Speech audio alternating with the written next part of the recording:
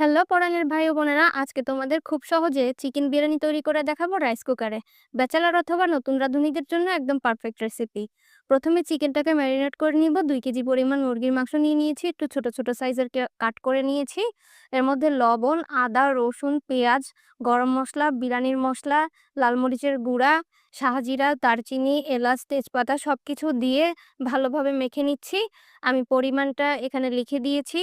আর পেঁয়াজ বেরেস্তা দিয়ে দিলাম। এরপর ভালোভাবে মেখে ৩০ মিনিট রেখে দিব। ৩০ মিনিট পর 1/2 কাপ পরিমাণ সরিষার তেল দিয়ে রাইস কুকারে গরম করে নিয়ে তারপর চিকেনটাকে দিয়ে দিতে হবে। চিকেনটাকে খুব ভালোভাবে কষিয়ে নিতে হবে। একটু আস্তে আস্তে করতে হবে কাজটা, কারণ রাইস কুকারে কিন্তু তাড়াহুড়া করে রান্না করা যায় না। ঢাকনা দিয়ে রাখলে কিছুটা পানি বের হবে। পানিটা যখন একদম শুকিয়ে তেলটা উপরে ভেসে উঠবে, তখন এর মধ্যে আমরা আগে থেকে ধুয়ে রাখা চালটা দিয়ে দিব।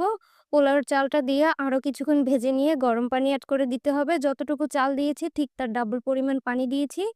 আর দিয়ে দিচ্ছি চিনি এবং গুঁড়া দুধ। এবার ঢাকনা দিয়ে ঢেকে কিছুক্ষণ অপেক্ষা করব। এরপরে কয়েকটা কাঁচামরিচ দিয়ে দিব।